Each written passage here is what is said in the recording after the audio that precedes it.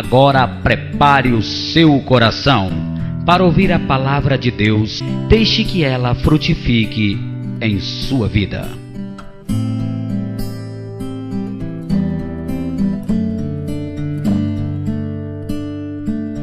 Ezequiel capítulo 28.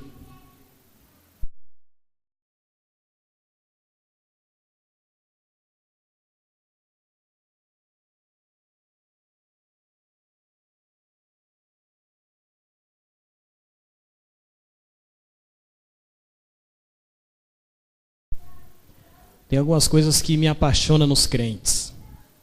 Como nós somos fiéis à palavra. Não é verdade? Nós não somos fiéis à palavra? E nós temos que ser realmente fiéis à palavra e obedecê-la em tudo que o Senhor nos ensina dentro das suas escrituras. Em um determinado momento, Cristo disse o seguinte: vós sois o sal da terra. É só chover que essa palavra se cumpre na vida do crente. É na hora da chuva que ele prova que ele é sal da terra. Porque se ele se molhar, acabou.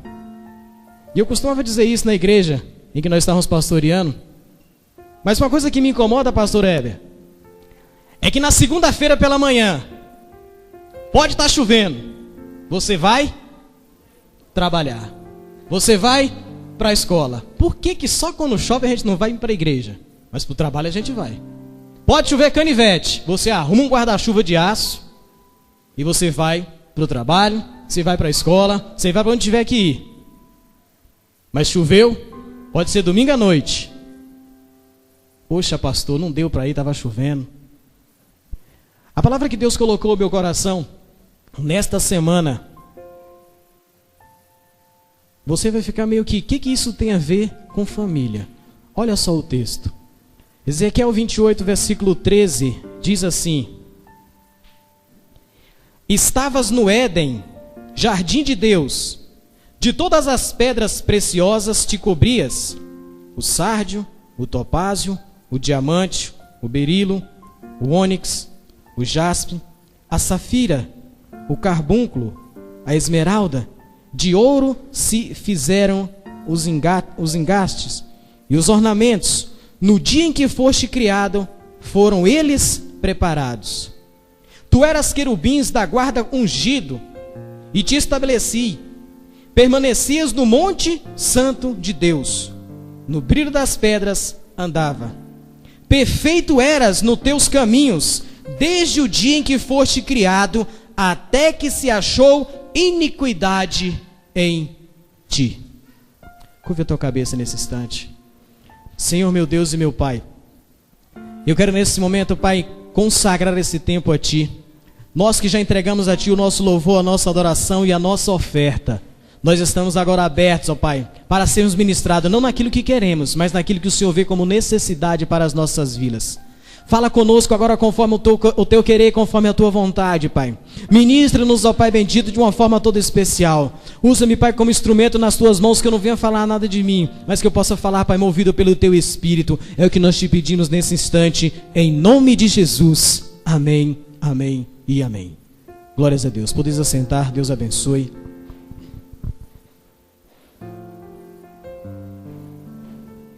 Eu quero falar sobre o ser humano.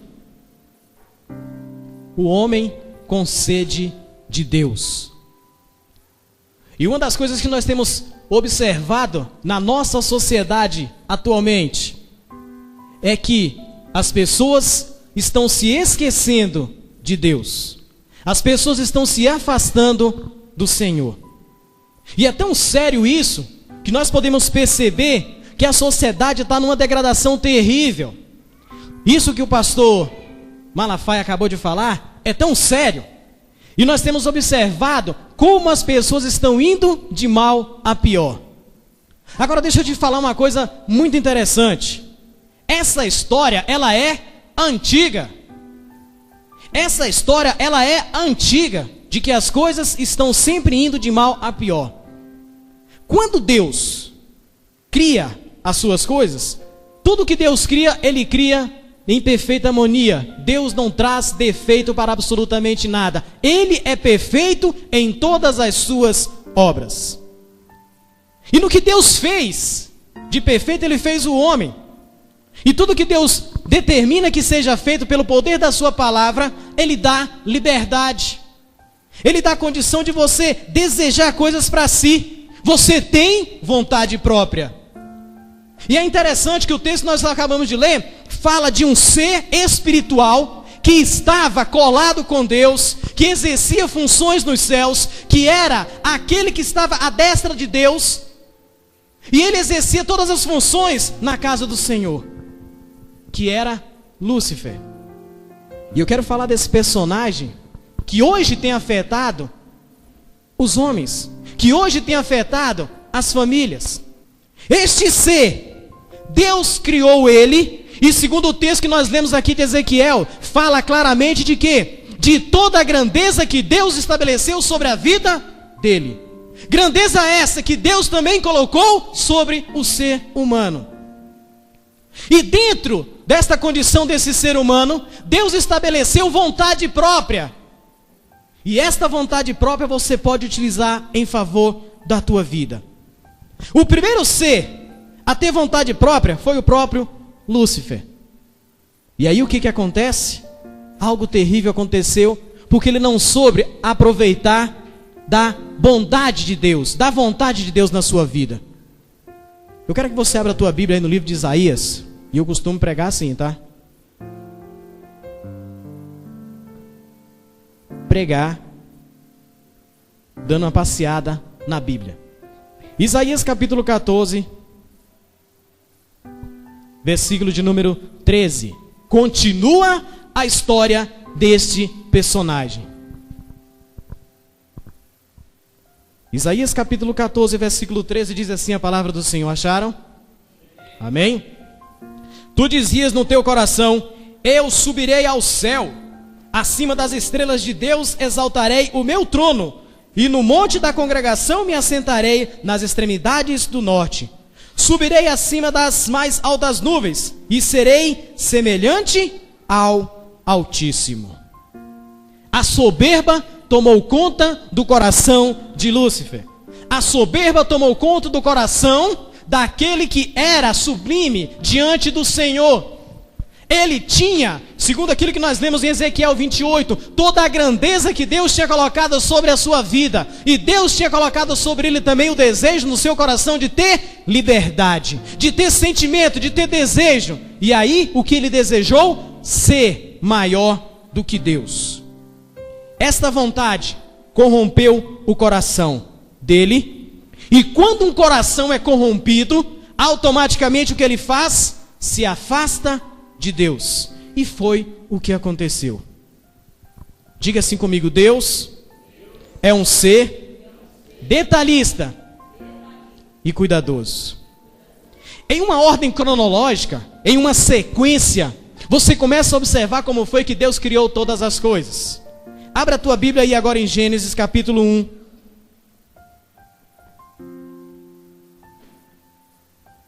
Gênesis capítulo 1.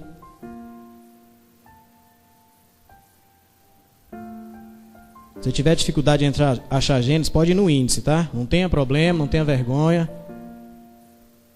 Gênesis capítulo 1, versículo 1. Vamos lá para os detalhes da criação de Deus. E diz assim a palavra: no princípio criou Deus os céus e a terra, porém, estava sem forma e vazia, e havia trevas sobre a face do abismo, e o Espírito de Deus pairava por sobre as águas. Disse Deus, o que Deus disse? E o que aconteceu? Houve luz, e viu Deus que a luz era boa, e fez separação entre a luz e as trevas. Chamou Deus a luz dia, e as trevas noite. Houve tarde e amanhã o primeiro dia. E disse Deus: haja firmamento no meio das águas, e separação entre as águas e águas. E fez, pois, Deus o firmamento, e separação entre as águas debaixo do firmamento, e as águas sobre o firmamento. E assim se fez. Presta atenção em um detalhe muito interessante. Eu não quero dar continuidade aqui para que nós não percamos tempo. Todas as coisas Deus fez pelo poder da sua palavra. Haja e aconteceu. Haja e foi acontecendo. Todas as coisas Deus fez pelo poder da sua palavra. Mas tem um detalhe interessante. Olha só no versículo 26 do capítulo 1 de Gênesis. Também disse Deus: façamos o homem à nossa imagem, conforme a nossa semelhança. Tenha ele domínio sobre os peixes do mar, sobre as aves dos céus, sobre os animais domésticos, sobre toda a terra e sobre todos os répteis que rastejam pela terra. Façamos todos os animais, ou melhor, façamos o homem. Quando nós formos fazer o homem, ele vai dominar sobre todos os animais da terra. Quando o homem surge, os animais já estão. Então tudo foi criado pelo poder da palavra do Senhor. O que me chama a atenção é que Deus, no seu devido tempo, criou todas as coisas. E aí, de repente, com capricho, com cuidado extremo, com zelo e com detalhes, Deus fez o homem. No versículo 27, no capítulo 2, versículo 27, diz assim, ou melhor, capítulo 2, versículo 7. Então formou o Senhor Deus ao homem da onde? Do pó da terra, e lhe soprou nas narinas o fôlego de vida, e o homem passou a ser alma vivente. Você já fez boneco de barro? Já brincou de boneco de barro? Ou já comeu barro também? Barro molhado é uma delícia, né? Quando chove, que bolha assim no tijolo, tem um sabor, né? Dizem que isso é verme, mas não sei. Eu já tive isso, é gostoso. Deus, com seu cuidado e com seu detalhe, faz um boneco de barro. Olha o detalhe do cuidado de Deus. Todas as coisas foram criadas pelo poder da sua palavra. O homem não. Deus colocou a mão na massa. Você entende a importância que você tem para Deus? Nós fomos feitos não pelo poder da palavra, mas com o toque da mão de Deus. Existia um cuidado, uma preocupação, uma atenção muito grande com detalhes. Se você for estudar a anatomia do corpo humano, você fica louco com os mínimos detalhes da criação de Deus. E tudo foi com muito cuidado. E aí Deus sopra nas narinas do homem. E aí a palavra diz que ele se torna ser vivente. E aí muito bem, Deus viu que tudo era muito bom. Aí Deus de repente fala assim: mas não tá bom não. Tá faltando um personagem nessa história. Eu vou criar a mulher.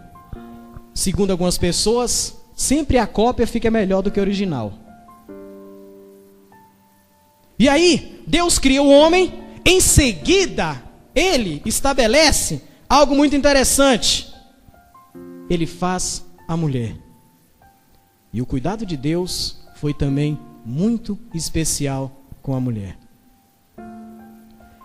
Sabe o que é interessante nessa história?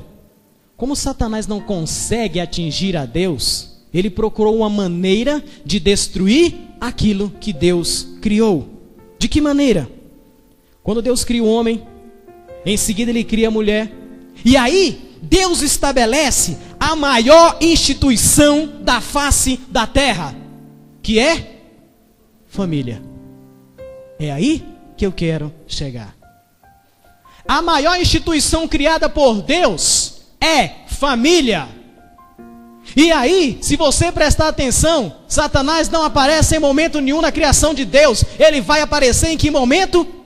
Quando se estabelece uma família. É na família que ele quer destruir a sociedade. A base da sociedade, segundo os sociólogos, é a família. Então é a tua casa que é a base da sociedade. Se a tua casa vai mal, a sociedade vai mal. Se a tua casa vai em ruína, a sociedade está em ruína. A maior instituição criada por Deus é a nossa casa. É a tua casa. E por isso que Satanás tentou destruir. A primeira família a tentar ser destruída foi a família de Adão e a família de Eva. O princípio de toda destruição familiar começou lá no jardim do Éden. E tem algumas pessoas que dizem que casamento é uma instituição falida. Deixa eu te dizer uma coisa. Empresa não fale de qualquer maneira, não. Empresa fale por má administração e não por culpa de Deus. Sociedade se acaba não por erro de Deus, mas por má administração de quem é gestor. E quem é gestor da família? Somos nós. Quem é responsável pela falência da família somos nós, não é Deus não. Então a instituição que Deus criou, e foi aquilo que nós falamos no início da ministração, Deus não faz nada imperfeito, todas as coisas que Deus faz é perfeita, e a tua família é uma família perfeita no Senhor, e Satanás sim vai querer destruir, mas a bênção do Senhor vai ser estabelecida sobre a tua vida, em nome de Jesus. Amém? Glórias a Deus. Uma coisa que me chama a atenção na história da família, uma coisa que me chama a atenção, presta bem atenção nesse detalhe, eu não vou nem entrar no texto. De repente, Adão estava fazendo eu sei lá o quê, e a mulher dele também estava batendo um papo com uma serpente. Para! Animal fala. Antes de você me responder, você acredita em mentira? Não, pastor, lógico que eu não acredito em mentira. Mas você aceita mentira. Quem diz que eu aceito mentira, aceita. Você assiste Pica-Pau? Assiste? Não é bacana? Você não assiste Pica-Pau? Animal fala, mas você aceita mentira. Pato Donald. Pato fala, mas você acredita na mentira. O Pateta, ele também fala, e você acredita na mentira. Aí vai Eva, está me batendo um papo com uma serpente. E o diálogo dela foi um diálogo muito sério. A palavra do Senhor não fala disso, mas eu creio que o diálogo foi extremo ali. E Satanás jogou um 7-1 na orelha de Eva, de tão tremendo. A minha pergunta é: aonde estava Adão quando Satanás estava dando uma cantada na mulher dele? Porque as pessoas, muitas vezes, por sermos machistas, colocam a culpa no erro em Eva. Mas aonde é que estava o sacerdote da casa? Onde é que estava o líder do lar? No instante em que Eva estava fazendo a amizade com uma serpente. Porque lá em seguida Deus fala o quê? E porém inimizade entre ti e a serpente. Se Deus está dizendo que vai colocar inimizade, é porque existia amizade. Existia uma intimidade, existia um contato. Eva ficou fascinada com aquela coisa, falando com ela. E o papo foi gostoso. O papo foi tão delicioso que ela falou o quê? Olha, Deus disse que se você comer desse fruto, você vai morrer. Mentira. Aliás, não falou isso. Mas tudo que Satanás falou naquele instante foi a plena verdade. Se você comer desse fruto, você vai ser igual a Deus. Se você comer desse fruto, você vai abrir o teu entendimento. Falou um monte de verdade para Eva. E é uma coisa que eu vou falar mais para frente. Eva se encantou com aquilo que Satanás falou ao seu coração. Eva pega o fruto e a palavra diz que era frondosa, era bonita, era gostosa. E ela pega a fruta e dá uma dentada. Pastor, foi maçã? Eu não sei se foi maçã, se foi jaca, se foi pera, se foi limão. Eu não sei o que foi. Foi uma fruta. E era muito gostosa. E ela mete a boca e leva para o seu marido. E ele, nhaque, mete o dentão e se delicia com aquele fruto. Ao comer do fruto, o que aconteceu? Abriram-se os olhos e todo mundo, opa, estavam nus. E de repente, presta atenção nesse pequeno detalhe. Deus aparece. E quando Deus aparece, Adão e Eva desaparecem. Por quê? Se esconderam. E aí Deus vai procurar saber onde é que está Adão e Eva. E Deus começa a clamar, como se Deus não soubesse. Como se Deus tivesse enxergado o erro. E aí, Satanás traz a destruição para a primeira família na história da humanidade. E Deus chama há uma reunião. Adão, Eva e de repente a serpente também apareceu por lá. E Deus fala: o que foi que tu fizeste, Senhor? A culpa é da mulher. E Deus pergunta: e você, mulher? A culpa é da serpente. E a serpente? Não tinha mais ninguém. A culpa caiu sobre a serpente. Satanás tentou trazer destruição para a tua casa e a tua família desde o princípio de todas as coisas. E aí você vê que a maior perda do homem foi ter que se afastar de Deus. A palavra do Senhor diz que todos os dias na viração do dia, eu creio que seja no final da tarde, Deus vinha bater um papo com Adão. Deus vinha conversar com Adão. E aí, Adão, como é que foi o teu dia? O que você fez? Sabe, aquela coisa de cuidado, de preocupação de quem criou e queria saber como estava a vida da sua criatura. Eu quero saber de você, Adão, como é que está o teu dia? Como é que tem passado? E a tua mulher, como é que está? Está tudo bem? Está faltando alguma coisa?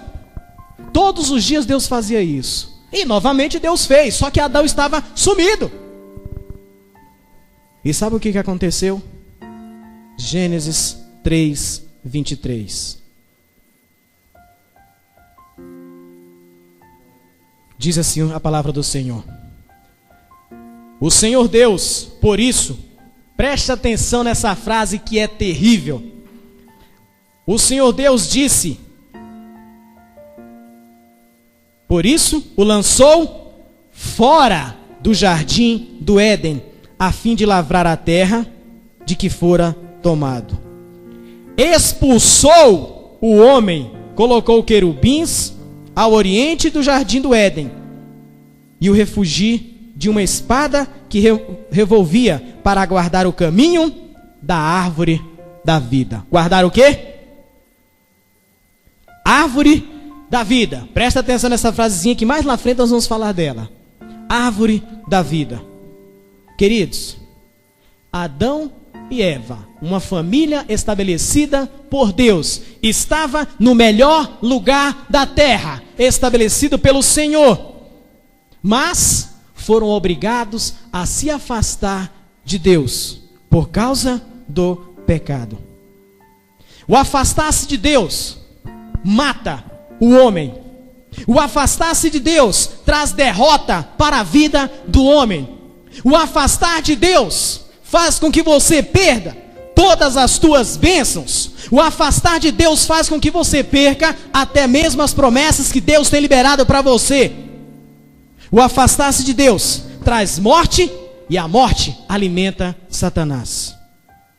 Quando o homem morre, ele volta ao pó da terra.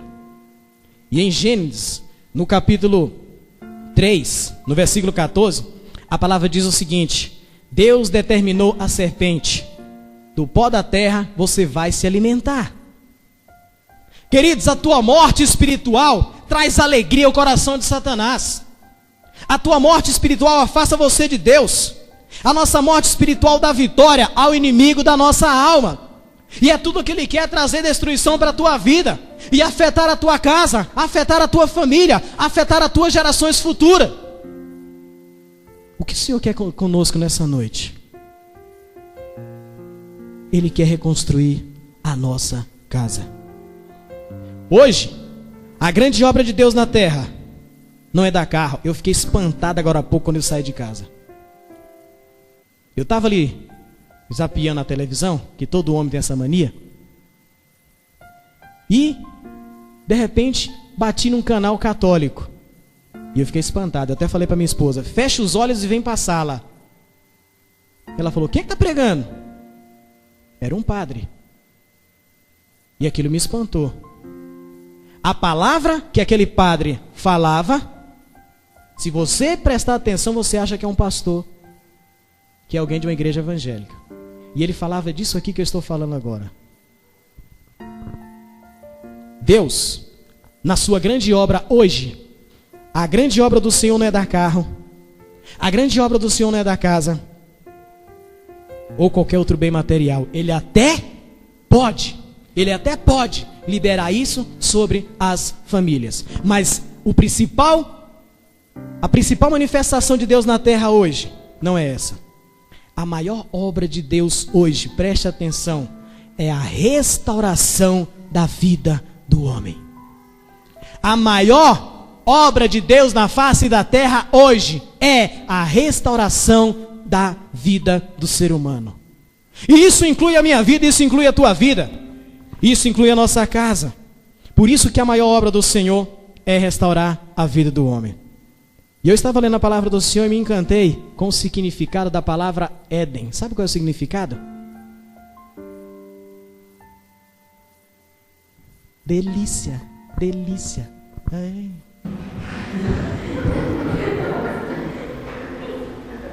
Não tem nada a ver com Michel Teló, não. Éden significa delícia. Que coisa boa. Sabe de onde o homem foi tirado? E aí que dá vontade de dar tapa na cara de Satanás. Ele tirou do lugar de delícia. Ele tirou a família do lugar de delícia. Não era para nós estarmos vivendo o que estamos passando hoje. Mas Satanás conseguiu fazer isso. Tirar-nos do lugar de delícia. Querido, a nossa obrigação hoje é nos aprofundarmos em termos comunhão com Deus. Isso nos leva de volta ao Éden. E é isso que você tem que ter sede dentro do teu coração. Buscar cada vez mais ao Senhor. Colocar a tua casa no altar do Senhor. Fazer com que você possa ter sim a tua família no altar do Senhor. E dizer como Josué: eu e a minha casa servimos ao Senhor. Glória a Deus. Aleluia. Esse é o principal objetivo que você tem que ter nesses últimos dias. Se tudo está em destruição, a tua vida tem que estar em reconstrução com o Senhor todos os tempos, em nome de Jesus. A tua vida tem que estar firmada no altar do Senhor. E você tem que ser um ser humano desejoso, com sede de buscar cada vez mais ao Senhor. E colocar a tua casa, a tua família, os teus filhos, tudo no altar do Senhor. Amém? O que você precisa fazer para voltar ao Éden? Em primeiro lugar, receber o Filho de Deus. João capítulo 1.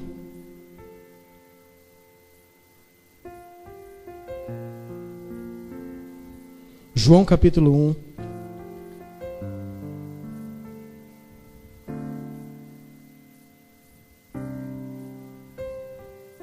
Diz assim a palavra do Senhor, versículo de número 11 do capítulo 1 de João. Veio para o que era seu, e os seus não receberam. Mas a todos quanto receberam, deu-lhes o poder de serem feitos, e a saber, aos que creem no seu nome, no nome de Jesus. Se você chegar no meio de uma reunião, onde tem uma multidão de pessoas, chega no estádio de futebol e grita assim: quem aqui é filho de Deus? O que acontece? Todo mundo levanta a mão. É verdade ou não é? Mas é certo? Não.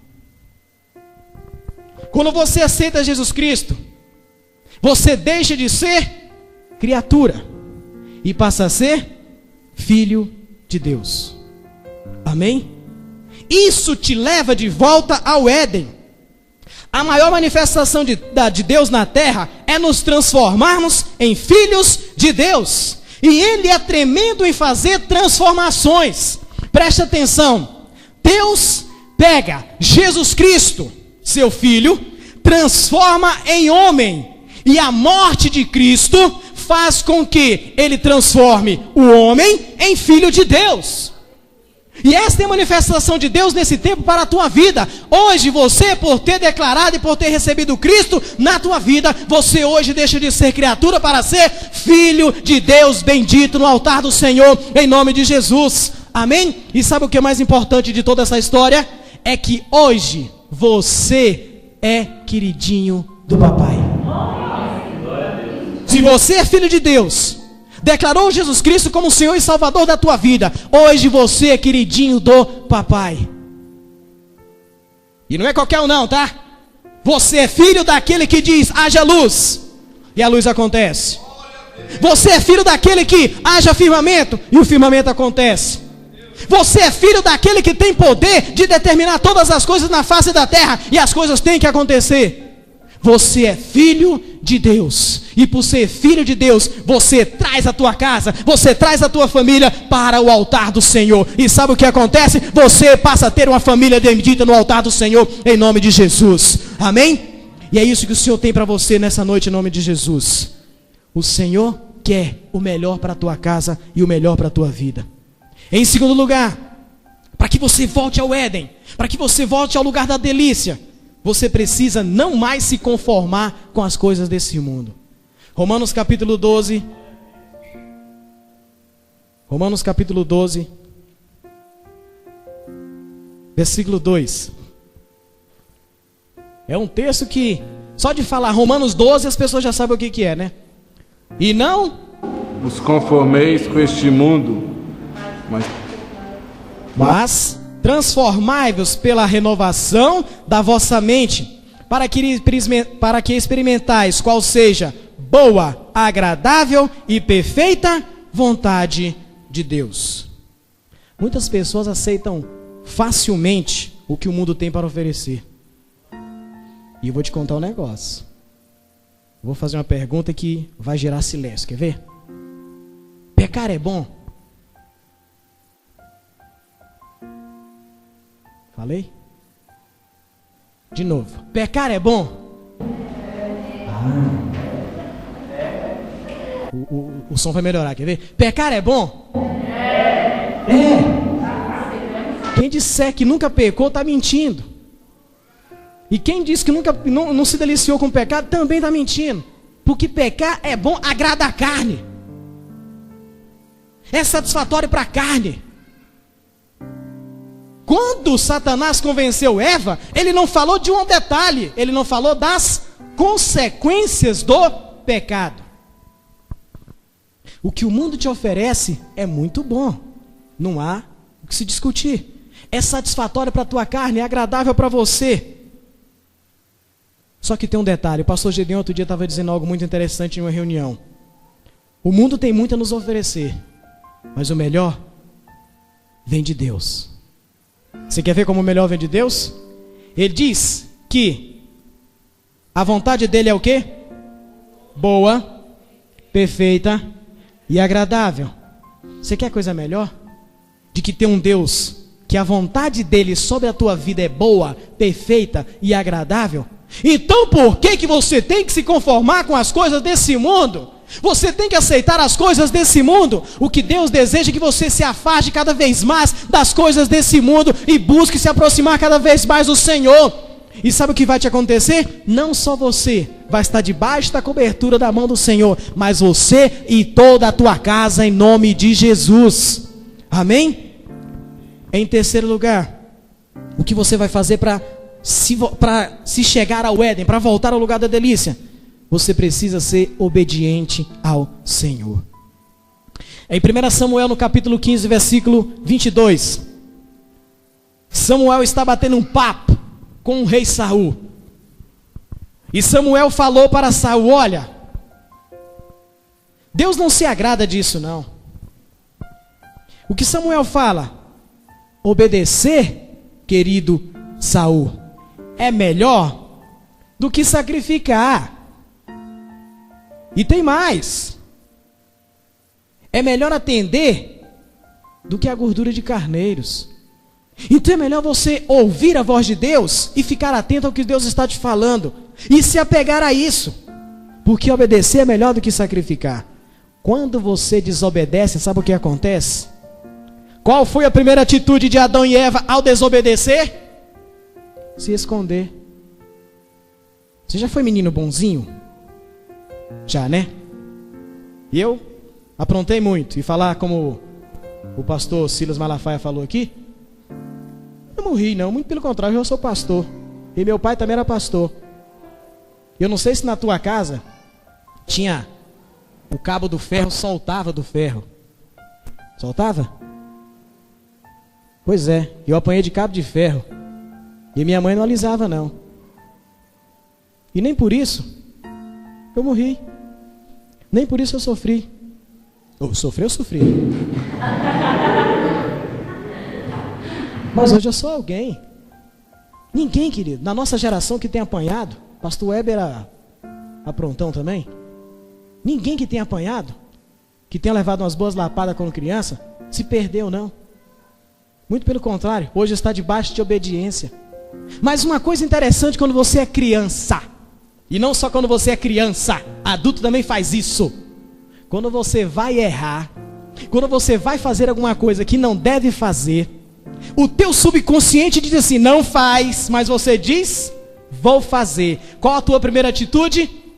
Você olha para um lado, você olha para o outro, olha para trás, olha para frente, não tem ninguém me vendo, então eu vou fazer. Ô bobinho, tem alguém lá em cima que não tem como você se esconder dele. Esse vai estar te observando. E esse vai ver na hora que o pecado entrou no teu coração.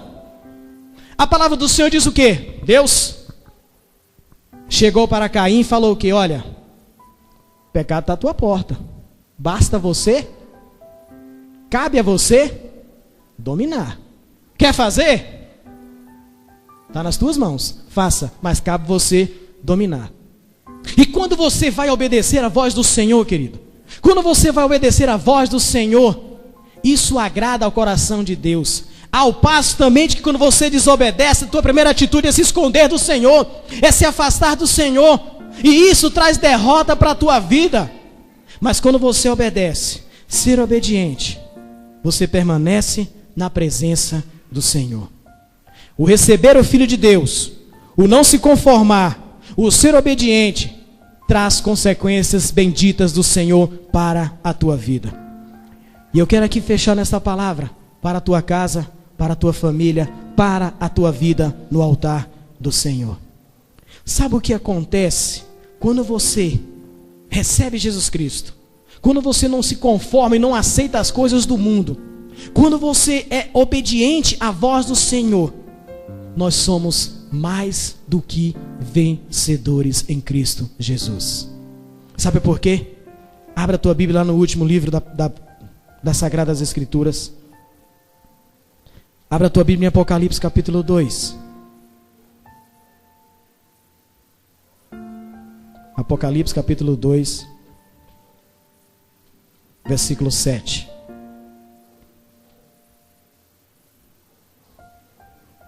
Acharam? É o último livro, tá?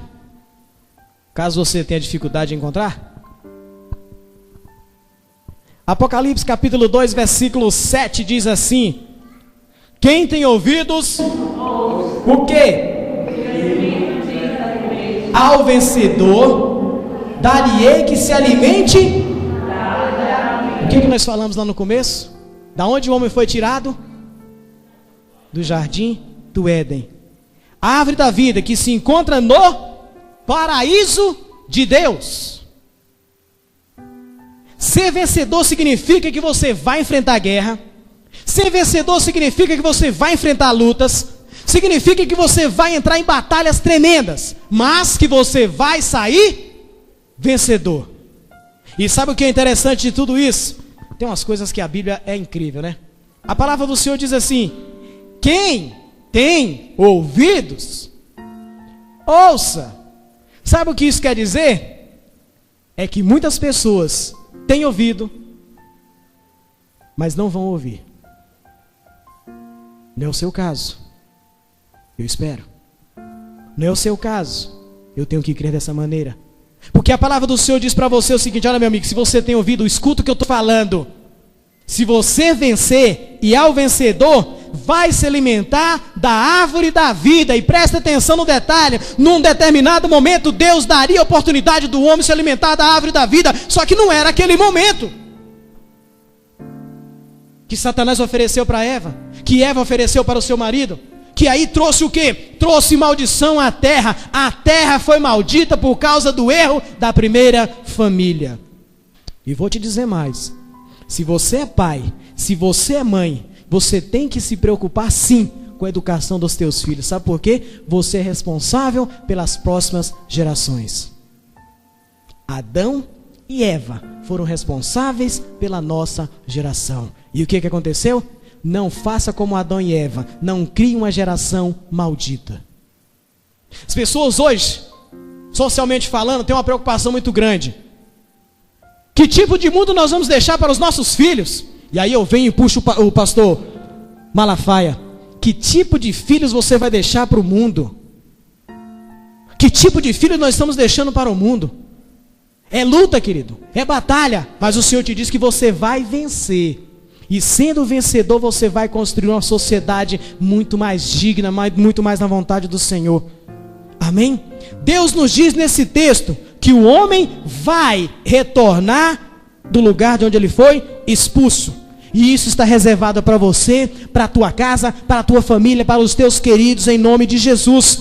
Amém? O teu inimigo vai tentar fazer de todas as formas que isso não aconteça. Só que você vai frustrar os planos de Satanás a partir dessa noite. E você vai sim, não só a tua casa, mas você vai contaminar a casa dos teus vizinhos. Vai contaminar a vida daqueles que aqui não vieram nessa noite. Você vai contagiar a todos aqueles que se aproximarem de você. Porque não só a tua casa será bendita, mas todas as famílias da terra serão benditas, como foi em Abraão. E essa foi a ordem de Deus dada a Abraão. Por isso você vai estar debaixo dessa palavra e vai viver plenamente a vontade do Senhor na tua vida, em nome de Jesus.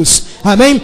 Não há outra coisa a fazer a não ser você desejar cada dia mais buscar ao Senhor. Queridos, nós estamos em um tempo em que a família está precisando, necessitando de se curvar diante de Deus, porque senão a destruição é certa. Mas o Senhor tem nos alertado e o Senhor tem nos dado essa convicção. A maior dádiva de Deus foi ter enviado o seu Filho para morrer na cruz, para salvar as nossas vidas. A única coisa que temos que fazer é aceitar a vontade do Senhor. O resto, Ele cuida. O resto está nas mãos do Senhor. Lembre-se do texto que nós lemos no início do culto, lá em Ezequiel 28. O texto nos mostra que Lúcifer perdeu tudo, e ele tinha grandes coisas na sua vida. Não deixe que ele faça o que fez com a sua própria vida, perder tudo. Não permita que Satanás tire nada da tua vida. Diga assim comigo: eu não vou dar esse gostinho ao inimigo da minha alma. Curve a tua cabeça nesse instante. Eu quero que você, assim como o pastor Heber falou logo no começo, na oração da família, você conhece o problema e você conhece a dificuldade de dentro do teu lar. Comece agora a citar esses problemas ao Senhor. Comece agora a falar com o teu Deus. Comece agora a colocar isso no altar do Senhor, de tal maneira que você possa estar acreditando realmente: Deus vai sim responder as minhas orações. Comece a falar com Deus agora. Abra o teu coração, feche os teus olhos, converse com o Senhor agora. Coloque a tua casa no altar do Senhor. Senhor meu Deus, Pai de misericórdia, nós estamos na tua casa, Senhor. A tua palavra foi ministrada. Eu quero te agradecer, sim, ó Deus, porque o Senhor falou aos nossos corações. Nós te somos gratos, ó Deus, porque em meio à destruição, Senhor, porque em meio ao pecado, tu tens mostrado a tua misericórdia para com as nossas vidas. E eu quero nessa noite, ó Deus, abençoar a cada vida aqui presente, a cada um dos teus servos, ó Deus, que tem recebido essa palavra no seu coração, a cada família aqui representada, meu Pai, que você possa sim estar recebendo do Senhor nessa noite o selo, a cobertura bendita do Senhor sobre a tua vida, para que o Senhor possa sim estar abençoando cada vez mais a tua casa e a tua família, em nome de Jesus, em nome de Jesus. E você que nos assiste pela internet nesse instante, que a bênção do Senhor realmente possa alcançar a tua casa, que a bênção do Senhor possa alcançar a tua família, e que você tenha assim desejo no teu coração de colocar você e a tua casa no altar do Senhor, que é o melhor lugar que você tem para fazer na tua vida, em nome de Jesus. Que Deus te abençoe em nome de Jesus. Queridos, fique de pé nesse instante em nome de Jesus.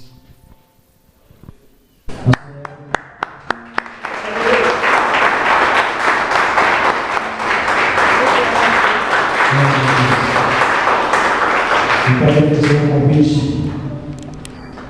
pelo amigão, né? A gente tem brigado muito pelo Face, a gente só conversa pelo Face, e a gente tem tem conversado muito sobre internet, sobre comunicação, sobre jornalismo, sobre informação. E eu fico grato ao Senhor por saber que pessoas da minha geração, né, pessoas que convivemos quando éramos moleque, hoje está cuidando de igreja, tem família, está cuidando da obra do Senhor e está aí, usando os meios de comunicação para levar a palavra do Senhor. Eu te agradeço pelo convite. Deus abençoe. Igreja, estenda as mãos para cá, os irmãos já conhecem, né? Estenda as mãos para cá. Pastora, ao lado aqui do seu digníssimo esposo, minha querida irmã ao lado aqui do seu pai, toda a igreja estenda as mãos para cá, para esta família abençoada, e repete comigo bem forte, hein, igreja? Senhor Jesus, como igreja do Senhor, abençoamos esta família. Senhor Jesus, sê com eles em toda esta caminhada ministerial. Abençoe de uma forma tremenda a vida conjugal, familiar, espiritual, profissional, financeira. Senhor Jesus, nós abençoamos esta família em teu nome nesta noite.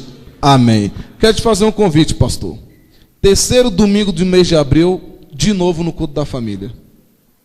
Se não tiver de plantão, será que vai dar certo?